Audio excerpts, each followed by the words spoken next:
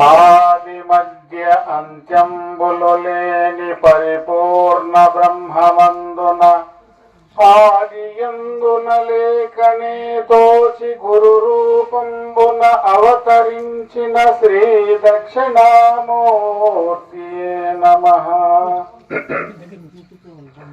ద్వాదశాక్షరీ మంత్ర స్వరూపస్య శ్రీ దక్షిణామూర్తియే నమః. కాశీ క్షేత్ర నివాసస్య శ్రీ కాశీ గురునాథం గురుం భజే. సర్వాత్మ స్వరూపస్య సదానందరాజయోగీశ్వరం గురుం భజే. సదసద్రహితం వైన సదానందరాజయోగీశ్వరం గురుం భజే. గురుర్బ్రహ్మా గురుర్విష్ణు గురుర్దేవో మహేశ్వరః. గురు సాక్షాత్ పరబ్రహ్మ తస్మై శ్రీ గురవే నమః.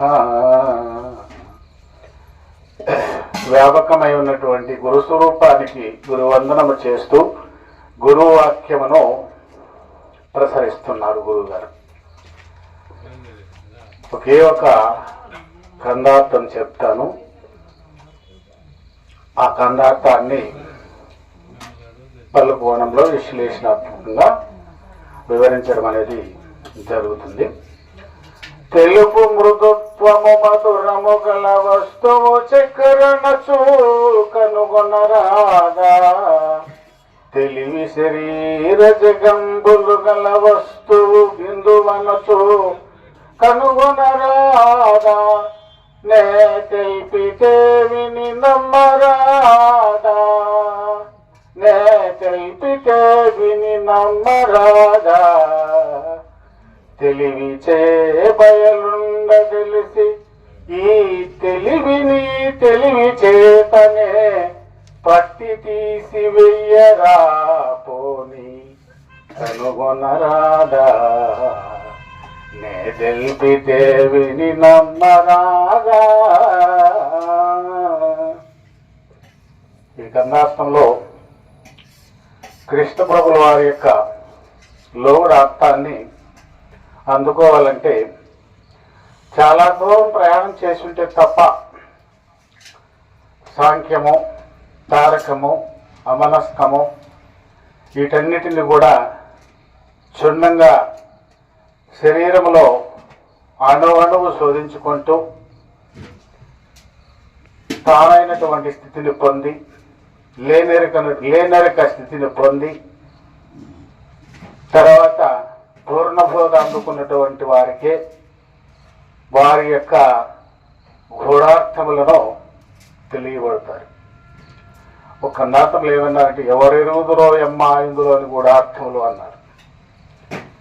ఇక్కడ చూడండి కృష్ణప్రభువు వారి యొక్క ధోరణి ఎలా ఉందంటే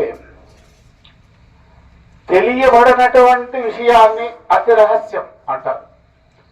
అటువంటి రహస్యాన్ని తెలుసుకోవాలి అంటే మనకు అనుభవములో ఉన్నటువంటి ఉపమానాన్ని స్వీకరించారు. ఇక్కడ గురువు గారు అనుభవంలో ఉన్నటువంటి ఉపమానం అంటే ఏంటి? ఇక్కడ తెలుపు మృదుత్వము మధురము గల వస్తువు చక్కెరనచు కనుగొనరాదా అన్నాడు. చక్కెర ఎలా ఉంటుందంటే తెల్లగా ఉంటుంది, మృదువుగా ఉంటుంది, మధురంగా ఉంటుంది. అటువంటి వస్తువును చక్కెరని తెలుసుకోరాదా అని అంటున్నారు. అంటే ఇక్కడ ఏంటి? జనరల్గా మనందరికీ తెలిసినటువంటి ఉపమానమే. ఈ ఉపమానాన్ని సృష్టి రహస్యాన్ని మొత్తం దాచున్నాడు ఇక్కడ ఈ యొక్క చక్కెర అనే దాంట్లో. అంటే ఇక్కడ ఒక పిల్లవాడు ఉన్నాడు, నాయన చక్కెర డబ్బా తీసుకురారా అన్నాం. వాడు వింటాడు. అంటే ఏంటి? ఇక్కడ జ్ఞానం అనేది ఎలా ఉందంటే ఎప్పుడైతే శబ్దం పుట్టిందో శబ్దం పుడతానే వింటావు, వింటానే గ్రహిస్తావు, గ్రహించిన తర్వాత తెలుసుకుంటావు. ఈ మూడు జరిగితేనే నీకు తెలియబడుతుంది. అంటే అప్పుడు అన్నవాక్యాన్ని విన్నాడు, విన్నదాన్ని గ్రహించాడు, గ్రహించిన తర్వాత తెలుసుకున్నాడు. ఓ, చక్కెర అంటే ఎలా ఉంటుంది, తెల్లగా ఉంటుంది. వంట రూమ్లోకి వెళ్ళాడు. ఏం చేశాడు, తెల్లగా ఉండే డబ్బాలన్నీ తీశాడు. సరే, తెల్లగా ఉండే డబ్బాలు తీశాడు, పొరపాటున ఉప్పు డబ్బా తీశాడు. ఏం చేశాడు, తీశాడు, ఇదేమో చక్కెర అని ఎత్తుకొని పోయినాడు. ఆ ఎత్తుకొని వేసి చక్కెర కాదని చెప్పాడు. ఏం చెప్పారు, నాయన నోట్లో వేసుకొని చూడరా అన్నాడు. ఉప్పుగా ఉంది, ఇది ఉప్పుడా చక్కెర కాదు. సరే, ఇంకో డబ్బా ఎత్తుకొచ్చాడు.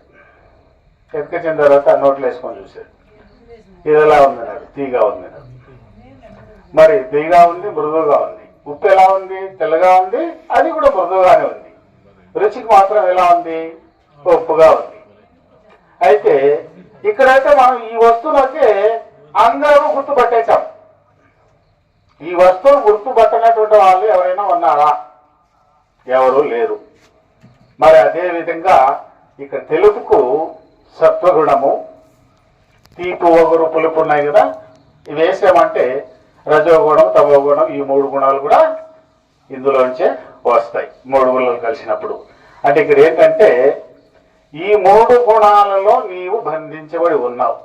సత్వగుణము, రజోగుణము, తమోగుణం, ఈ 3 గుణాలతో కూడుకున్నప్పుడు నీవు జీవతత్వముతోనే ఉన్నావు. ఆయన ఇక్కడ చూడండి, ఇవేటివి, పంచము అంటే 5. ఈ చూపుడు వేలు వచ్చేసి జీవభావంతో త్రిగుణాలతో కూడుకున్నటువంటి వాడు నేను దేవుడు. ఈ 3 ఉన్నాయి చూడండి, సత్వగుణం, రజోగుణం, తమోగుణం. ఈ 3, ఈ 4 ఎంత దగ్గరగా ఉన్నాయి, చాలా దగ్గరగా ఉన్నాయి, వ్యతిరేకంగా ఉన్నాయి. ఈ 3టితో నీవు కలిసిపోయి ఉన్నంత వరకు నీకు జీవ లక్షణాలు వదలవు, దేహ లక్షణాలు వదలవు, సుఖ దుఃఖాలు వదలవు, ఆకలి దప్పలు వదలవు. అన్ని నాకు వచ్చాయి, నేనే చేస్తున్నాను, కర్తవు భోక్తవు అన్ని నువ్వే ఉంటావు. మరి ఇక్కడ ఈ 3 గుణాల నుంచి విడిపడితేనే నీవు సత్వగుణ సంపన్నుడు అవుతావు, జ్ఞానస్వరూపుడు అవుతావు. అయితే ఈ 3 గుణాలు వదలాలంటే అంత సులభంగా నీకు వదులుతాయా? వదలవు. అంటే ఇక్కడ ఏంటంటే పాలను కాంచి మజ్జిగ తోడు పెడితే పెరుగయింది, పెరుగులో నీళ్లు పోలిస్తే మజ్జిగ అయింది, మజ్జిగను చెలగొడితే వెన్న వచ్చింది. అయితే పాలల్లో వెన్న కనపడుతూ ఉందా? కనపడలా. లేదన్నామా? కనపడలేనంత మాత్రాన లేదని చెప్పేదానికి లేదు. అంటే నీ స్థూల దృష్టికి మాత్రం కనపడలేదు. సూక్ష్మమైనటువంటి దృష్టి, జ్ఞాన దృష్టితో నువ్వు చూడగలిగినప్పుడు మాత్రమే ఉందన్న విషయం తెలుస్తుంది. అదేవిధంగా పెరుగులో కూడా వెన్న ఉందా? వెన్న లేదు. లేనంత మాత్రం కనపడలేదంటే ఉంది. మజ్జిగలో కూడా ఉంది. అయితే చెల్లగొట్టిన తర్వాతనే అది పైన తేలుతా ఉంది. అంటే ఇక్కడ ఆ మజ్జిగలో తేలినటువంటి వెన్న పెరుగులో కలుస్తుందా? మజ్జిగలో కలుస్తుందా? పాలల్లో కలుస్తుందా? దేంట్లో కలవదు. అంటే ఇక్కడ ఏంటి, త్రిగుణములతో సంయోగమై ఉన్నప్పుడు జీవతత్వమును కలిగి ఉన్నావు. ఈ త్రిగుణాలతో సంగత్వం ఎప్పుడైతే ఉందో అన్ని సంగతులు నీకు వచ్చేసాయి. మరి వీటిని వదిలించుకోవాలంటే నువ్వేం చేయాలి? గురువుతో సాంగత్యం చేయాలి. ఎవరితో సాంగత్యం చేయాలి? గురువుతో సాంగత్యం చేయాలి. గురువుతో సాంగత్యం చేయాలి. గురువుతో ఎప్పుడైతే సాంగత్యం చేస్తావో జీవతత్వము పోయి ఆత్మతత్వము, పరమాత్మతత్వము, బ్రహ్మతత్వము, పరబ్రహ్మతత్వము ఆ యొక్క బ్రహ్మనిష్టను నువ్వు పొందగలుగుతావు. అంటే ఏమిటి? అన్నిటిలో ఉండి అన్నిటినీ అంటని వాడుగా, అన్ని నీలో ఉంటాయి, అన్నిట్లో నువ్వు ఉంటావు. మరి దేన్ని నువ్వు అంటావు అంటే ఏంటి? అక్కడ వివేకం అనేది వచ్చింది. అక్కడ వివేకం అనేది వచ్చింది. ఏ వివేకము? నేను ఆత్మస్వరూపుడను, నేను సాక్షి స్వరూపుడను, నేను బ్రహ్మస్వరూపుడను, నేను పరబ్రహ్మస్వరూపుడను. నా యొక్క అనుసంధానములో ఇవన్నీ సంయోగము వలన ఏర్పడుతూ ఉన్నాయి అన్నటువంటి నిశ్చయ జ్ఞానము నీకు ఎప్పుడు కలుగుతుందో అప్పుడు నీవు అంటని విధముగా సాక్షిభూతుడుగా ఉంటావు. అంటే ఇక్కడ ఏంటంటే నీకు నా కోపం వస్తుంది అని నీ జనరల్లో ఒక చోట వెళ్ళాను. ఇద్దరు గురువులు పేర్లు చెప్పండి. నేను ఒక పెద్ద ఆయన ఏదో చెప్పాడు, నాయనా ఇప్పటికైనా గుర్తు ఎరగండి, గుర్తు రహితం కాండి, ఎవరైనా తెలియకపోతే మంచి గురువులను ఎత్తుకొని తెలుసుకోండి అన్నాడు. ఇంకో గురువు ఏమన్నా అంటే, ఇక్కడ వచ్చిన అంతా గురువులు వచ్చినారు, గురువులు మళ్ళా గురువులు ఎత్తుకోమంటావంటే యా నువ్వు అని ఈయనకు కోపం వచ్చింది. ఈయన లేచేశాడు, టకటగా వదిలేశాడు బాణాలు. అక్కడ ముందు మాట్లాడినటువంటి గురుగారు ఆయన విఘ్నత మనిషి, ఆయన తుక్కు లేవేశాడు. మరి ఇక్కడ ఆయన మాట్లాడిన దానికి ఒక ఆయన కోపం వచ్చింది. మరి కోపము నాకు ఎందుకు వచ్చిందన్న విషయము నీకు ఎరుకంటే ఏంటి, పరిపూర్ణం అంటే ఏంటి, నీవంటే ఏంటి తెలుసున్నప్పుడు నీ కోపం వస్తుందా? పోనీ కోపం ఎలా పుడతా ఉంది? కోపానికి నీకు ఉన్నటువంటి సంబంధం ఏంటి? కోపానికి నీకు ఉన్నటువంటి సంయోగం ఏంటి అన్న విషయము జ్ఞానము తెలియకపోవడం వల్లనే, అజ్ఞానము చేతనే అక్కడ క్రోధము అనేటువంటి కోపము ఆవహించింది, కలిసిపోయావు. సాంఖ్యాన్ని అందరూ తెలుసుకుంటారు. ఆకాశము యొక్క శూన్యత్వము, అగ్ని యొక్క తేజాంశము, ఈ రెండు భూత మిశ్రమం వలన అక్కడ క్రోధము నా అనుసంధానములో సంయోగం అవ్వడం వలన పుట్టాయి. అయితే ఏంటి, నాకే వచ్చిందని కోపమని భ్రమలో ఉన్నారయ్యా. ఉన్నప్పుడు వీళ్ళు గురువులు ఎట్లవుతారు? మరి వీళ్ళే ఇలా ప్రవర్తించుకుంటే వీళ్ళు కొట్టుకుంటా అంటే స్టేజ్ మీద మరి వీళ్ళు ఏం చెప్తారు, సందేశం ఏమిస్తారు? ఆ విధంగా ఉంది. అంటే ఇక్కడ ఏంటి, సాక్షిభూతంగా ఉండడము, అంటకుండా ఉండడము. రావాలంటే ఏం చేయాలి నీకు? ఫస్ట్ త్రిగుణాలు ఎలా పనిచేస్తాయి, శరీరతత్వం ఎలా పనిచేస్తుంది, ఈ శరీరంలో అరిషడ్వర్గాలు ఎలా పుడుతున్నాయి, కోరికలు ఎలా పుడుతున్నాయి, ఆశలు ఎలా పుడుతున్నాయి, ఆలోచనలు ఎలా పుడుతున్నాయి, సంకల్పాలు ఎలా పుడుతున్నాయి, వికల్పాలు ఎలా పుడుతున్నాయి, ఇవన్నీ ఏ విధంగా జరుగుతూ ఉన్నాయి, వీటి గురించి క్షుణ్ణంగా తెలియాలి. అక్కడ కృష్ణుడు కూడా ఏమన్నారు, ఆగామి యోగములకు సంయోగముగా ఆవించనే గుర్తు అని చెప్పాడు. అంటే ఇక్కడ ఏంటంటే ఈ సంయోగం అంటే ఏమిటో బాగా తెలుసుకోవాలి. తెలుసుకున్నప్పుడు ఏడుపు వస్తుంది, ఏడుస్తారు కొంతమంది. వారికి ఏడుపు ఎందుకు వచ్చిందో తెలిస్తే ఏడుస్తాడా? శోకం ఎందుకు వచ్చిందో తెలిస్తే ఏడుస్తాడా? ఏడవడు. అంటే సపోజ్ ఒక భార్య భర్త ఉన్నారని కూడా చాలా అవినాభావ సంబంధంలో భర్త చనిపోయాడు, భార్య గొల్లు నేర్చేస్తుంది. అది ఒక జ్ఞానం ఉన్నాడు అనుకోండి, ఏడుపు వస్తుందా? రాదు. ఎందుకు?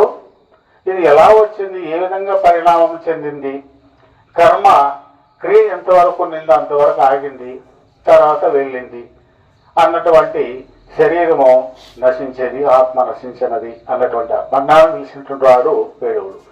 అక్కడ ఏడుస్తున్నారంటే ఏంటి? జ్ఞానశూన్యము. జ్ఞానశూన్యం అంటే ఏంటి? ఆ శబ్దము ఎప్పుడు ఉందో అక్కడే జ్ఞానం ఉంది. ఆకాశము గగన శూన్యం అన్నారు. గగనం ఎప్పుడైతే శూన్యమైందో, శబ్దం ఎప్పుడైతే శూన్యమైందో, జ్ఞానం శూన్యమైంది. కాబట్టి అక్కడ అతనికి ఏమి తెలియలేదు, కాబట్టి ఏడుస్తా ఉంది. కాబట్టి ఈ విధంగా పంచకోశాలు ఎలా పనిచేస్తున్నాయి, తర్వాత అరిషడ్వర్గాలు ఎలా పుడుతున్నాయి, ఈ శరీరము ఎలా నడుస్తూ ఉంది, ఈ శరీరంలో నా పాత్ర ఏమిటి, నేను ఎలా ఉండాలి, నేను ఎవరిని, శరీరాన్న, ఇంద్రియాలన, పంచకోశాలన, అవస్థలన, ఏమిటి అన్నటువంటి విషయం మనకు ఎప్పుడు సంపూర్ణంగా నిశ్చయ జ్ఞానం ఎప్పుడైతే తెలియబడుతుందో అప్పుడు కోపం వచ్చినా అక్కడ కోపానికి సంయోగం చెందాం. ఎందుకు? నా యొక్క అనుసంధానములో భూత మిశ్రమ ద్వారా ఈ కోపం అనేది ఏర్పడింది, కానీ నాకు పుట్టలేదు. ఆకలి, నిద్ర, దప్పిక ఇలా ఎలా ఉన్నాయి శరీరానికి సంబంధించినవన్నీ కూడా, ఇవన్నీ కూడా భూత మిశ్రమ సంయోగం వల్లనే కలుగుతూ ఉన్నాయి. అయితే ఇక్కడ ఈ త్రిగుణాలు అంటే సత్వగుణం, రజోగుణం, తమోగుణం, ఈ 3 గుణాలలో కూడా నీవు సంపూర్ణంగా కలిసిపోయి ఉన్నావు. కాబట్టి ఈ జీవ లక్షణాలన్నిటికీ వదలు. ఇప్పుడు ఏం చేయాలి? వీటిని వదిలించుకోవాలంటే గురువు దగ్గరికి వెళ్ళాలి. గురువు దగ్గరికి వెళ్ళిన తర్వాత ఎప్పుడు నీవు ఎవరో తెలియజేస్తారు.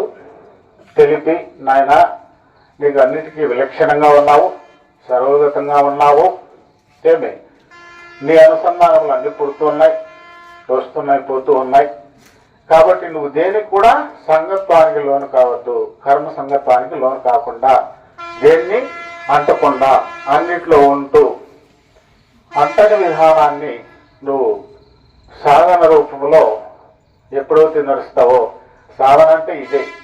అంటే ప్రతినిత్యం మనలో జరిగే ప్రతి ఒక్క విషయానికి కూడా మనము అంటుకోకుండా ఉండాలంటే నేను కాదు, నా యొక్క అనుసంధానంలో ఇవన్నీ కూడా సంయోగం జరుగుతూ ఉన్నాయని అంటని విధానంలో ఎప్పుడైతే నిలబెళ్తావో అప్పుడు జీవతత్వం పోతుంది, జీవ లక్షణాలు పోతాయి, దేహ లక్షణాలు పోతాయి, ఆత్మ లక్షణాలు, ఆత్మనిష్ట, బ్రహ్మనిష్ట, పరబ్రహ్మనిష్ట, పరమాత్మ స్వరూప స్థితి, ఇలా ఆ స్థితిని పొందుతావు. ఆ స్థితిని పొందిన తర్వాత ఇక్కడ ఒకటి ఏంటంటే, ఆత్మ అంటున్నారు, ప్రత్యేగాత్మ అంటున్నారు, బ్రహ్మం అంటున్నారు, పరబ్రహ్మం అంటున్నారు, ఇలా ఎన్నో పేర్లు చెప్పుకుంటూ వస్తున్నారు. అంటే ఇదంతా కూడా ఒక్కొక్క దశ, పరిణామ దశలో ఒక్కొక్క పేరు వినేది చెప్పబడుతూ ఉన్నది. ఆ పరిణామ దశలో ఉన్నప్పుడు ఆత్మని, ఇంకో దశలో ఉన్నప్పుడు బ్రహ్మమని, పరబ్రహ్మమని చెప్తూ ఉన్నారు. అయితే ఇక్కడ ఏంటంటే ఈ ఆత్మకి 2 లక్షణాలు ఉన్నాయి, సగుణము, నిర్గుణము అన్నారు. నిర్గుణం అంటే కృష్ణగురువులు దాన్ని కూడా చెప్పారు. సగుణ నిర్గుణాలు ఎరికేరా అన్నారు. చలాచలములు ఎరిగేదన్నా ఎరికేరా అన్నారు. అంటే ఈ ఎరుకకు కదలనటువంటి స్థితి ఉంది, కదిలేనటువంటి స్థితి కూడా 2 ఉన్నాయి. మరి ఈ కదలనటువంటి స్థితి అంటే లేని స్థితినే అచలము అంటారు. మరి అచలము అంటే అద్వైతులు చెప్పేది అచలమే, మనం చెప్పేది అచలమే. ఏమయ్యా మీరు చెప్పేది అచలమే, మేము చెప్పేది అచలమే అంటారు. అవునయ్యా మీరేమేం కొత్తగా అని చెప్పలేదని అంటారు వాళ్ళ దగ్గర బుద్ధి. ఏంటంటే ఈ ప్రయాణంలో ఎవరైతే సంపూర్ణముగా ప్రయాణం చేసి ఉంటారో వారికే ఆ నిశ్చల స్థితి కావచ్చు. ఇక్కడ ఒకటి ఏంటంటే ఎరుక పూర్ణ స్థితిని ఎవరైతే తెలుసుకోగలుగుతారో వారు పరిపూర్ణ భావాన్ని సులభంగా గ్రహించగలుగుతారు. ఎరుకలోనే పరిపక్వత చెందకపోతే పరిపూర్ణము అందని ద్రాక్ష, అందనటువంటి ద్రాక్ష అది. నెక్స్ట్ ఏమన్నారు? తెలివి శరీర జగంబులో గల వస్తువు బిందువు అనొచ్చు కనుగొనరాధ అన్నాడు.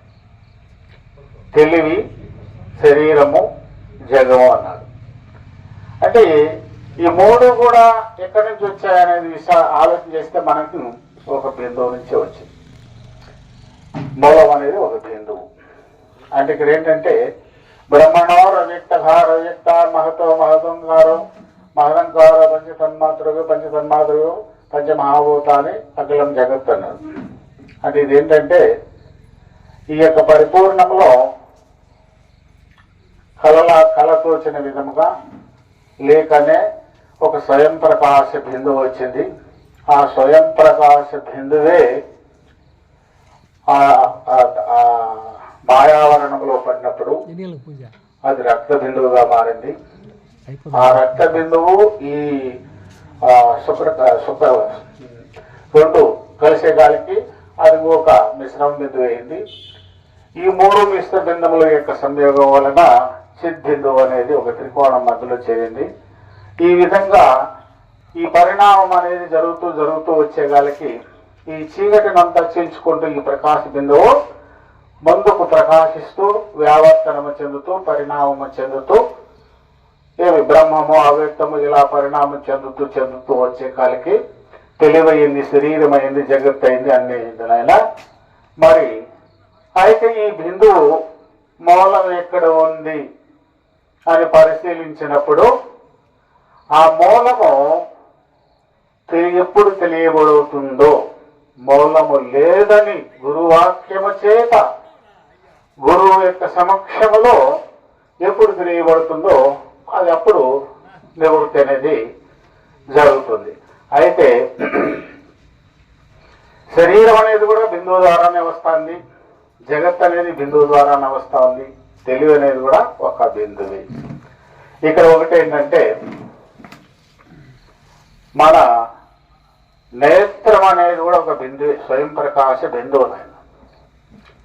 మన నేత్రముతో ఈ విశ్వాన్నంతా చూసినప్పుడు అర్ధచంద్రాకారముగా కనపడుతుందా, పూర్తి వృత్తంగా కనపడుతుందా? చూడు, ఇలా చూసామంటే అర్ధచంద్రాకారంగా కనపడుతూ ఉన్నది.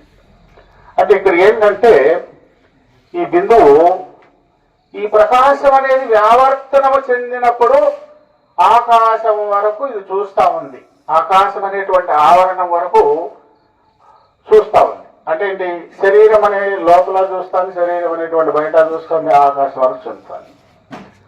అయితే ఇక్కడ ఏమైందంటే ఈ వ్యావర్తనం అనే దాన్ని వివరించుకుంటూ సవరించుకుంటూ వచ్చే వాళ్ళకి ఏమైంది, ఒక సూక్ష్మాతి సూక్ష్మమైనటువంటి బిందువు.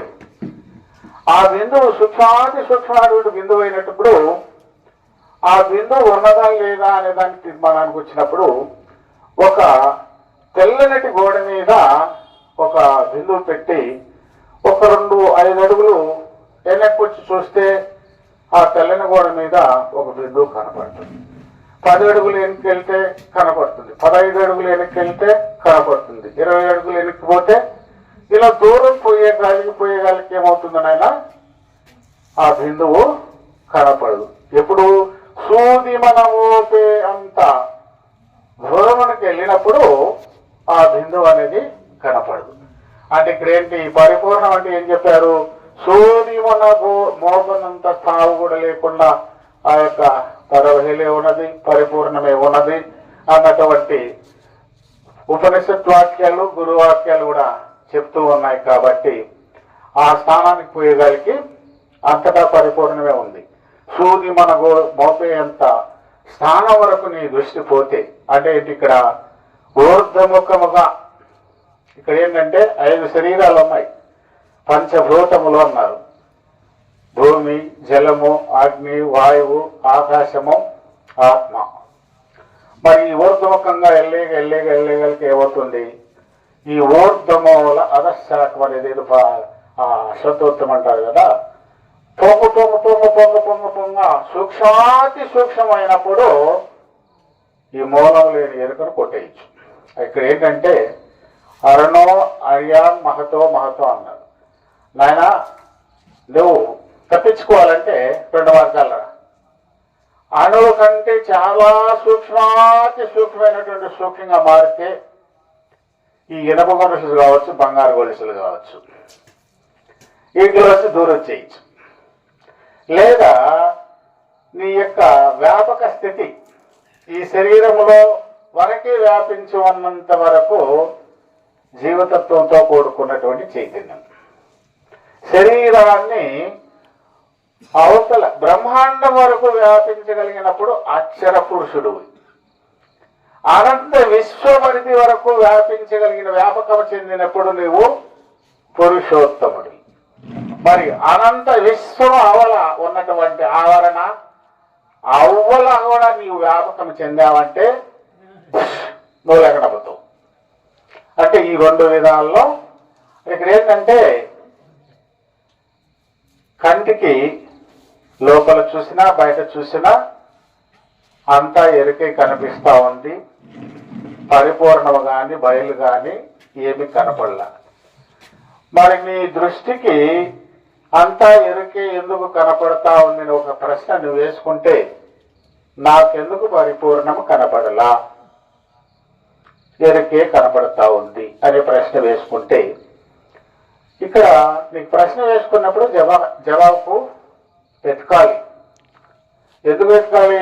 ప్రశ్న వచ్చినప్పుడే నీలో ఆలోచన పడుతుంది. ఆలోచన వచ్చినప్పుడే వివేకం పెరుగుతుంది, అన్వేషణ మొదలవుతుంది.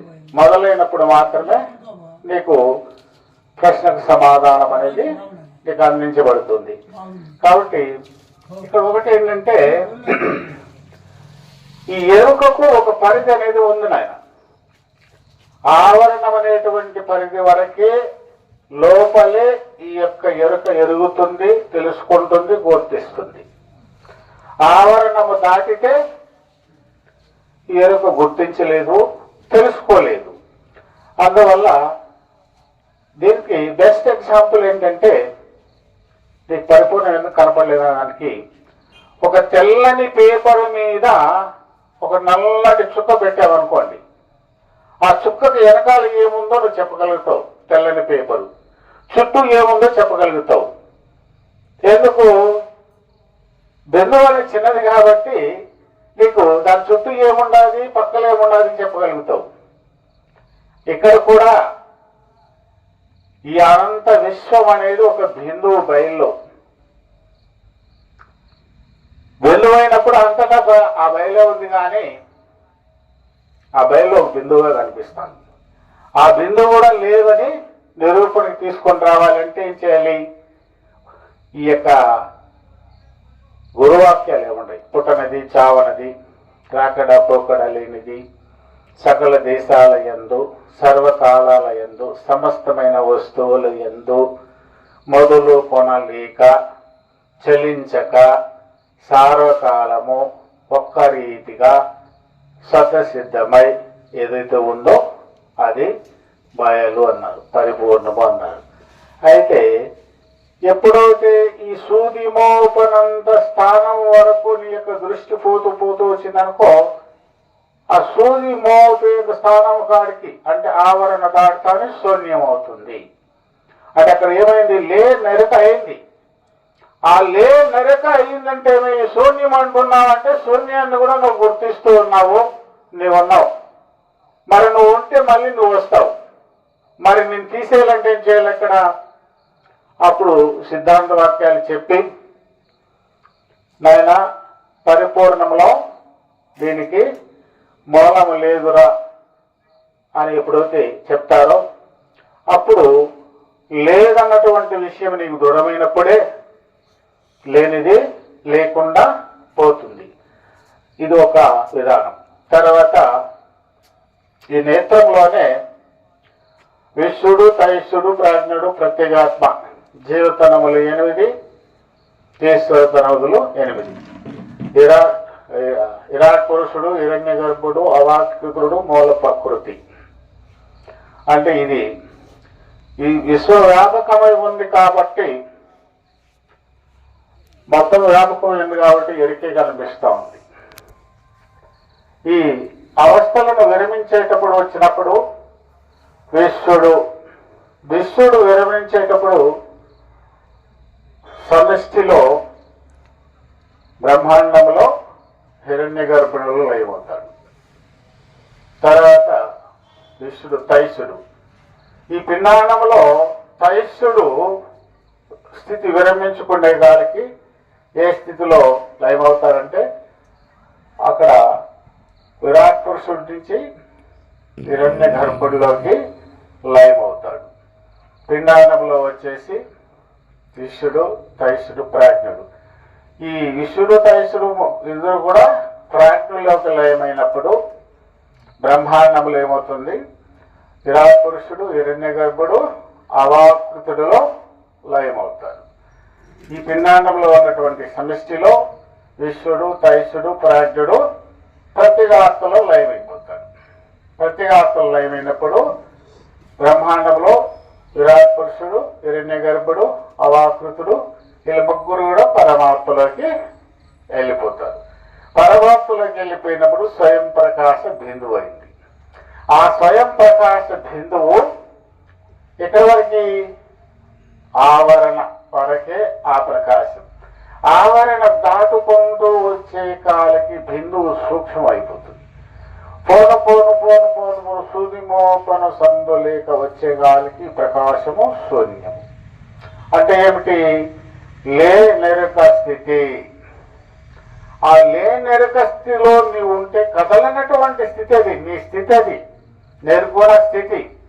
అంటే నిర్గుణ స్థితిలో నువ్వు ఉన్నప్పుడు ఏవేవి ఎక్కడి నుంచి వస్తున్నాయి, ఏవేవి ఎక్కడి నుంచి పుడుతున్నాయి, ఎవరి యొక్క హృదయాల్లో ఏం పుడతా ఉంది, ఏమనుకుంటున్నారు, వాళ్ళ యొక్క అంతఃకరణ స్థితి కూడా నువ్వు అంచనా వేయగలుగుతావు. వారిలో ఉన్నటువంటి చైతన్యాన్ని కూడా నువ్వు కదిలించగలిగేటువంటి శక్తి అనేది నీకు ఉంటుంది. అది శూన్యస్థితికి వస్తుంది. శూన్యస్థితికి వచ్చినప్పుడు దాన్ని ఏమన్నారు?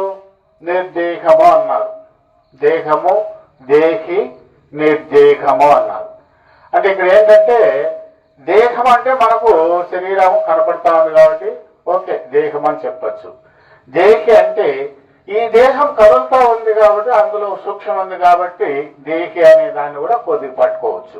నిర్దేహం అంటే దేహి దేహం రెండు కనపడలా, ఏమైనాయి? శూన్యమైనవి. ఆ శూన్యమైనటువంటి తాను లేనటువంటి స్థితి, లేనెరగ స్థితినే నిర్దేహము అన్నారు నాయన. ఇక్కడ ఈ నిర్దేహాన్ని పరిపూర్ణమని కొంతమంది, అచలమని కొంతమంది చెప్పేవాళ్ళు కూడా ఉన్నారు. అయితే అది కూడా కరెక్ట్ కానే కాదు. ఆ విధంగా ఈ బిందువు యొక్క విచారణ. నెక్స్ట్ ఇంకోటి ఏంటంటే ఇంకో పద్ధతిలో ఎలా చెప్పచ్చు అంటే బ్రహ్మము, అవ్యక్తము, మహత్వం, మహదంకారము, మహదంకారం పంచతన్మాత్రలు, పంచమహాభూతాలు, అఖిలం జగత్తు అన్నారు. ఇక్కడేం చేయాలా? అక్కడేం చెప్పారు కృష్ణ ప్రభువులు?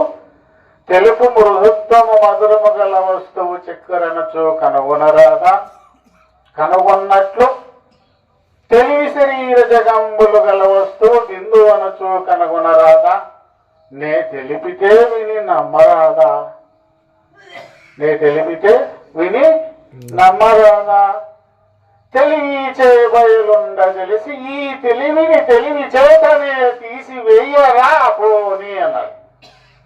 అలా ఈ తెలివిని తీసేయాలంటయా? ఎలా తీసేస్తారు? తెలివి అంటే ఏంటో తెలియాలి మరి. మొట్టమొదట తెలివి అనే వస్తువు తెలియకుండా పోతే ఎలా తీసేస్తారు? ఆ తెలివి ఉన్నదా లేదా ఏమిటో తెలియాలి కదది. ఉన్నదే తెలియకపోయి ఉండేదే లేని కూడా రెండు తెలియకుండా ఎలా తీసేస్తారు? ఉన్నదంటే అలా ఆ టేబుల్ గ్లాస్ ఉన్న తీసేయంటే ఎత్తాడు పరాక్తం. మరి నీ తెలివినే తీసేయరా అంటున్నాడు. నేను చెప్తే విని నమ్మరాదా అంటున్నాడు. అడుక్కుంటున్నాడు ఆయన. మరి ఇక్కడ ఏంటంటే దీన్ని తీసేయాల. దీన్ని ఎలా తీసేయాలి? ఇంకొక పద్ధతి ఏంటంటే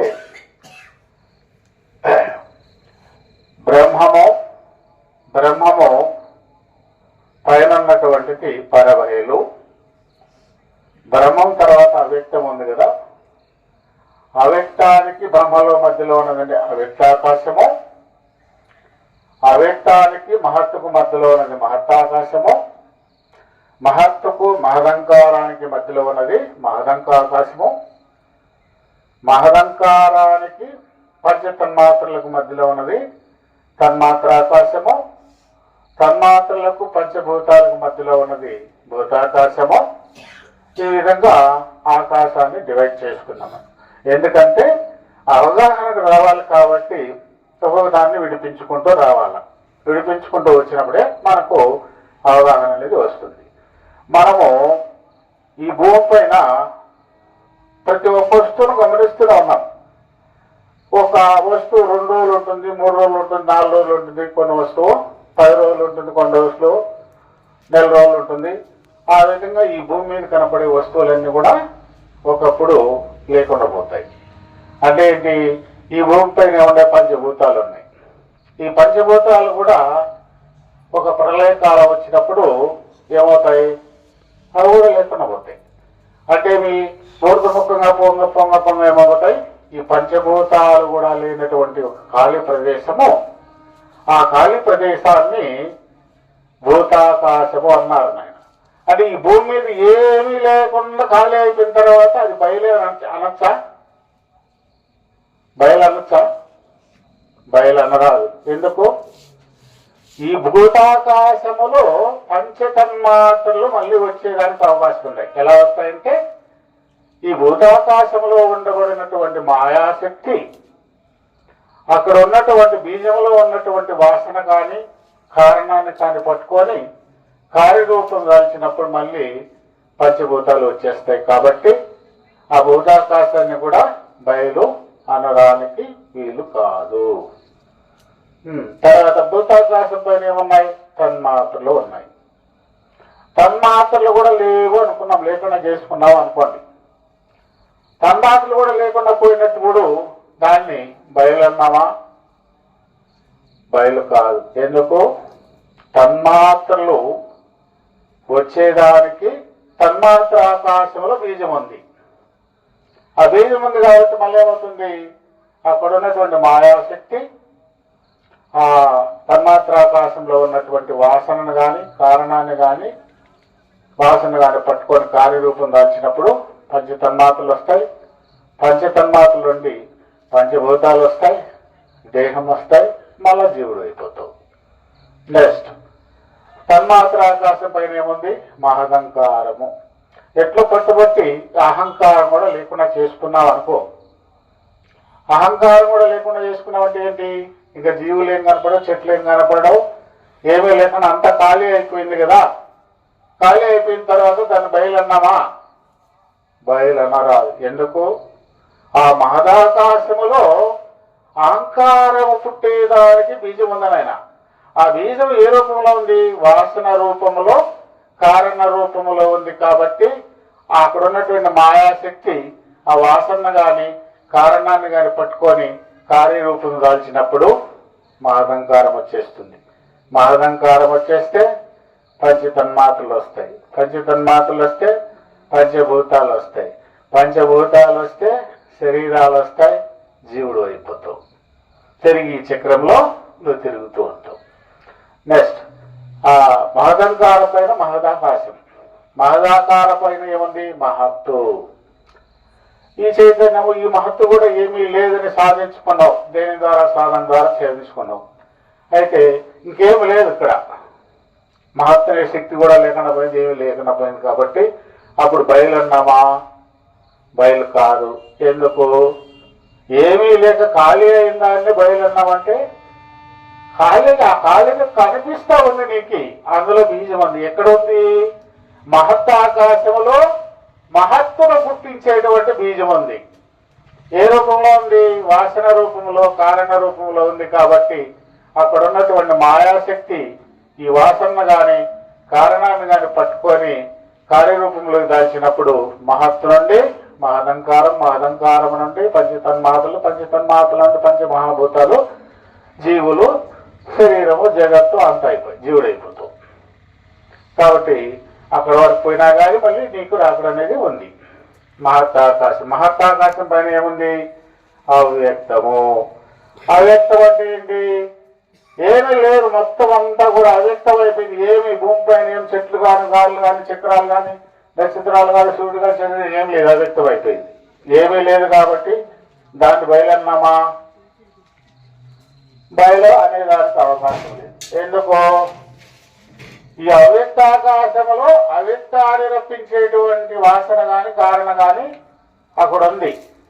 కాబట్టి అక్కడ ఉన్నటువంటి మాయాశక్తి ఆ వాసన గాని కారణం గాని పట్టుకొని కార్యరూపం దాల్చినప్పుడు అవ్యక్తం నుండి మహత్తు వస్తుంది, మహత్తు నుంచి మహదంకారం వస్తుంది, మహదంకారం నుంచి పంచతన్మాత్రలు వస్తాయి, పంచతన్మాత్రల నుంచి పంచమహాభూతాలు వస్తాయి, జీవులు, జగత్తు, శరీరము, జీవుడు అయిపోతావు. మరి అంతవరకు ప్రయాణం చేసినా నీకు మళ్ళీ తిరిగే రాకడ ఉంది నాయన. నెక్స్ట్ అవ్యక్త పైన ఏముంది? బ్రహ్మ. ఈ బ్రహ్మ కూడా లేదు లేడు లేడు అనుకున్నావు అనుకోండి. అంటే ఎరుకలేదు ఎరుకలేదు ఎరుకలేదు అంటుంటారు కదా. అనుకుంటా అది లేకుండా పోయినారా? లేదు అనుకున్నాం అనుకోండి, అప్పుడు బయలు కాదు. ఎందుకు? ఆ పరబయలులో ఇంకా వాసన కానీ కారణంగానే మిగిలి ఉన్నది, దాన్ని పట్టుకొని వస్తాడు. మరి ఈ రాకుండా ఉంటే వెళ్తే ఇలా ఆ పరబయలులో ఈ బ్రహ్మే లేనివాడు, ఈయనకి మూలం లేదు కాబట్టి లేడు. లేదన్నప్పుడు అక్కడ బీజం పోయింది. బీజం పోయితే ఇంక నువ్వు వస్తావా? నువ్వు రావు. కాబట్టి ఈ విధంగా తెలుసుకోవడాన్నే తెలివి చేసి తీసేరా అన్నారు. తీసేసేదానికి ఉన్న వస్తువు కాదు, లేని వస్తువే. లేని వస్తువుని ఏం తీస్తావు నువ్వు? ఏం తీయలేవు. ఉండేదాన్ని తీసేయచ్చు. నెక్స్ట్ ఇది ఒక పద్ధతి. తర్వాత క్షర పురుషుడు, అక్షర పురుషుడు, పురుషోత్తముడు. అంటే ఏంటి? క్షర పురుషుడు, అక్షర పురుషుడు, పురుషోత్తముడు. నాయన నీవు జీవతత్వంలో ఉన్నప్పుడు అక్షర పురుషుడు క్షర పురుషుడుగా ఉన్నావు. పరిణామం చెందితే అక్షర పురుషుడు అయినావు. అక్షర పురుషుడి నుంచి పరిణామం చెందితే పురుషోత్తముడు అయినావు. నాయన అంటే పురుషోత్తమ స్థితి అంటే విముక్తి. నేను ముక్తిని పొందాను, మోక్షమును పొందాను అనేటువంటి భ్రమలో ఉన్నాడు వాడు కూడా. అయితే ఇక్కడ ఏం చేయాలా? గురువు గారు పిండాండం అనేటువంటి ఆవరణ తొలగించాలి. నిన్ను తొలగించి బ్రహ్మాండ పరిధి తీసుకొని రావాలి. బ్రహ్మాండం అనేటువంటి ఆవరణ తొలగించి ఆనంద విశ్వంలో ఉన్నటువంటి పురుషోత్తమ ఆవరణ అయినటువంటి ఆ యొక్క ఆకాశ ఆవరణము కూడా తొలగించాలి. తొలగించినప్పుడు అక్కడికి తీసుకెళ్ళి నేను చెయ్యి పట్టుకొని పోతాడు అంతే. పట్టుకొని వేసి గొమ్మ నిల్చుంటాడు అంతే. అది కూడా పరిపూర్ణం, ఇది కూడా పరిపూర్ణం అని ఏం చెప్పడాయన. చేయి పట్టుకొని పోతాడు, గొమ్మ నిల్చుకుంటాడు అంతే, ఏం మాట్లాడు అయిపోయేక్కడికి. అది ఆ విధంగా ఈ తెలివిని తీసేయాలనేటువంటి నిగూఢమైనటువంటి రహస్యాన్ని కృష్ణ ప్రభువుల వారి ఇందులో నిగూఢంగా దాచిపెట్టారు. నాయన జయ సద్గురు మహారాజుకి